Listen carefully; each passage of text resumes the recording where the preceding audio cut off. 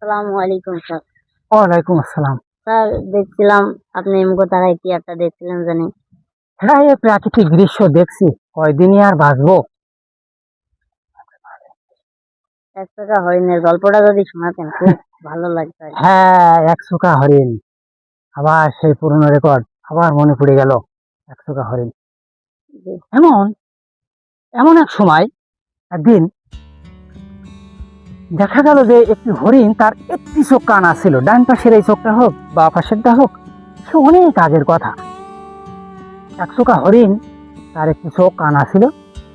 সে শিকারে বেরোনোর সময় চিন্তা নিল যে যে চোখটা আমার কানা, ঠিক সেই চোখটা আমি এরকম পানির ধারে দেব, তাহলে আমার আর কোনো সমস্যা নেই। যে চোখটা ভালো সেই চোখটা বাগানের দিকে, রাস্তার দিকে এইভাবে দিল।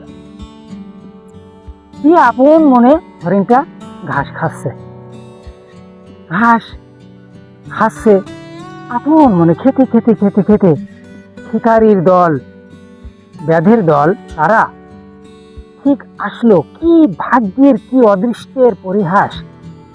নৌকায় করে এসে ঠিক যে চোখ কানা, সেই পাশ দিয়ে এসেই হরিণের গায়ে তীর মারল।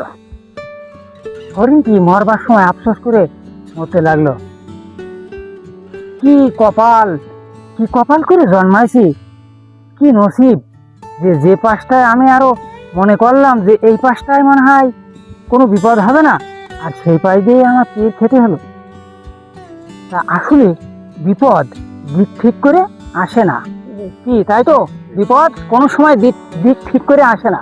জি, দেখ, ভালো লেগেছে? জি স্যার। ঠিক আছে, গল্পটা ভালোই লাগে। খুব সুন্দর লাগলো। হ্যাঁ, যাক, দোয়া করবেন আপনারা আমার জন্য, যেন আরো ভালো ভালো গল্প দিতে পারি। ওকে।